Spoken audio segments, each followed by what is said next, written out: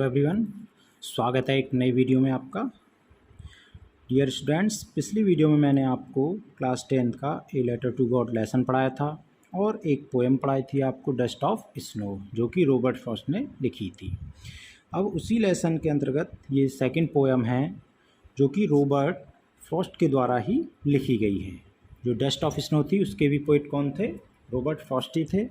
तो ये second poem है आपकी fire and ice. Fire means होता है आग और आइस मतलब बर्फ़।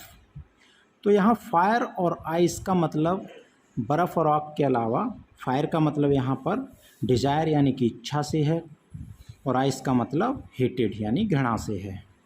तो आज हम बात करने वाले हैं फायर एंड आइस, एक छोटी सी पोएम है उसके विषय में। तो चलिए वीडियो को शुरू करते हैं। और वीडियो शुरू करने से पहले बताता हूँ, अगर आपने चैनल को सब्सक्राइब नहीं किया तो चैनल को सब्सक्राइब कर दें और वीडियो पसंद आए तो वीडियो को लाइक कर दें। तो सबसे पहले देखते हैं थोड़ा सा about the poem. About the poem में है आपके the poet refers to the two predictions होता है यानी भविष्यवाणी that have been made on how the world will end, यानी कि कवि कहता है कि दो भविष्यवाणी हुई हैं। कुछ लोग कहते हैं कि संसार का जो अंत होगा वो फायर के द्वारा होगा यानी कि आग के द्वारा होगा, और कुछ लोग कहते हैं इस संसार का जो अंत होगा, डेस्ट्रॉय होगी जो भी पृथ्वी, ये होगी आइस के द्वारा, यानी कि टेम्परेचर इतना डाउन हो जाएगा कि सभी बर्फ़ जम जाएगी और सभी मर जाएंगे। कुछ लोग कहते हैं कि इतना टेम्परेचर बढ़ जाएगा जिससे कि गर्मी अधिक बढ़ेगी, यानी कि फायर आग की तरह गर्मी पड़ेगी और सभी मर जाएंगे, सभी पृथ्वी पूरी डेस्ट्रॉय हो जाएगी। लेकिन यहाँ कवि का जो तात्पर्य है वो फायर एंड आइस से अलग है। वो क्या है? सम पीपल से it will end in fire, यानी कि कवि कहता है फिर आगे, कुछ लोग कहते हैं कि इस पृथ्वी का जो अंत होगा वो फायर से होगा। According to others it will end in ice, कुछ लोग कहते हैं अंत कैसे होगा पृथ्वी का? आइस यानी बर्फ़ से।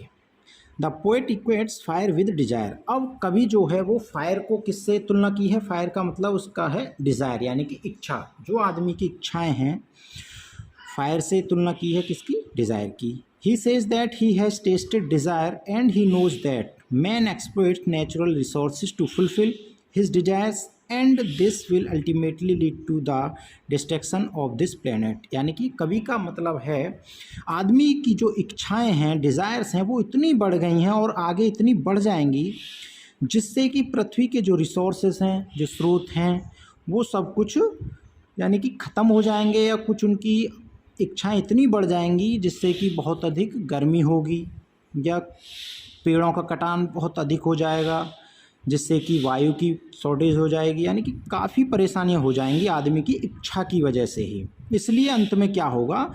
डिस्ट्रक्शन ऑफ दिस प्लेनेट, यानी कि जो प्लेनेट है, अपना ग्रह है जो पृथ्वी, वो नष्ट हो जाएगी, डिस्ट्रॉय हो जाएगी। Clear? Next, the poet then equates ice with hate. और आगे कवि जो कहता है आइस विद हेट, यानी कि आइस की जो तुलना करता है वो हेट यानी कि घृणा। इसका मतलब ये क्या है? Hated in the hearts of people towards their fellow human beings will also result in the end of this world. यानी कि आदमी के अंदर आजकल घृणा हार्ट में बहुत है, यानी कि एक दूसरे से जलन की भावनाएं बहुत बढ़ चुकी हैं। लेकिन फिर कभी कहता है कि हार्ट में उनके हेटेड यानी घृणा इतनी बढ़ जाएगी जिससे कि मानवता ही ख़त्म हो जाएगी, यानी कि एक दूसरे से बहुत अधिक जलन की भावना पैदा हो जाएगी और जिसके द्वारा बाद में क्या होगा? एंड ऑफ दिस वर्ल्ड, यानी कि पृथ्वी का अंत हो जाएगा, इस संसार का अंत हो जाएगा। So according to the poet, यानी कवि के द्वारा, कवि के अनुसार, the world is full of desire and hated, यानी कि पूरे संसार में डिज़ायर यानी फायर, हेटेड यानी आइस, ये सब कुछ ही भर जाएगा।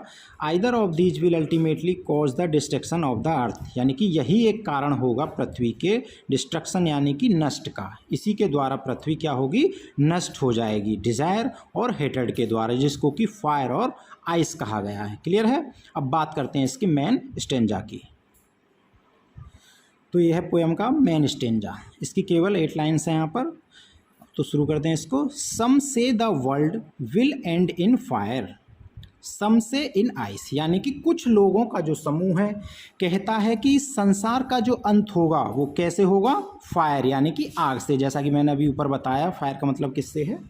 तो कुछ लोग कहते हैं कि फायर यानी आग से इस संसार का, इस पृथ्वी का अंत होगा, डिस्ट्रॉय हो जाएगी पृथ्वी। और सम से इन आइस, कुछ कहते हैं कि आइस यानी कि बर्फ़ से, टेम्परेचर इतना डाउन हो जाएगा, बर्फ़ जम जाएगी तो पृथ्वी का अंत हो जाएगा, इस संसार का अंत हो जाएगा। From what I have tasted of desire I hold with those who favour fire. तो कवि जो है वो फायर को किसका प्रतीक मानता है? डिज़ायर का, यानी कि इच्छाओं का। कवि कहता है कि अगर जब आदमी की इच्छाएं असीमित हो जाएंगी तो इसी वजह से क्या होगा? आई hold with those who favour fire, यानी कि इतनी इच्छाएं बढ़ जाएंगी आग की तरह, जैसे आग से अंत होगा तो इच्छाओं से ही आदमी का अंत हो जाएगा। जब इच्छाएं अधिक बढ़ जाएंगी तो वो पूर्ति नहीं हो पाएगी। तो मेरे हिसाब से कवि कहता है कि इस पृथ्वी का जो अंत होगा उसका कारण क्या बनेगी? फायर या डिज़ायर। फायर को यहाँ पर डिज़ायर बताया गया है। क्लियर? आगे बात करते हैं। But if it had to perish twice, but if it had to perish twice, तो कवि ने कहा था पीछे, यानी कि फायर जो कि डिज़ायर का प्रतीक है, तो डिज़ायर के अधिक होने से ही इस संसार का अंत होगा। लेकिन यहाँ पर कवि जो कहता है, अब क्या कहता है?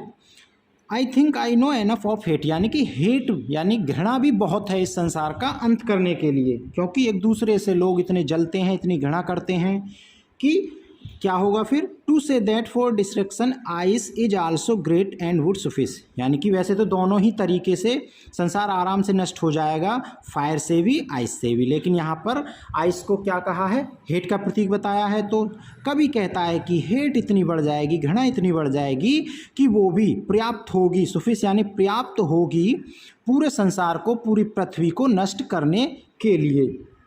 बात समझ में आई यहाँ तक? यानी कि केवल इसमें ये बताया गया है कि फायर को डिज़ायर से तुलना की गई है और आइस को हेट से, यानी कि संसार में फायर और आइस इतनी बढ़ जाएगी, यानी कि डिज़ायर और हेट इतनी बढ़ जाएगी कि पृथ्वी का अंत जो है वो निश्चित है। बात समझ में आई? तो कवि का कहने का तात्पर्य यहाँ पर यही था कि पृथ्वी का अंत किस प्रकार से होगा। क्लियर? अगर वीडियो पसंद आए तो वीडियो को लाइक करें, चैनल सब्सक्राइब नहीं किया तो चैनल को सब्सक्राइब कर दें। ऐसी ही वीडियो देखने के लिए चैनल पर बने रहें। वीडियो को यहीं पर समाप्त करते हैं। Thank you very much.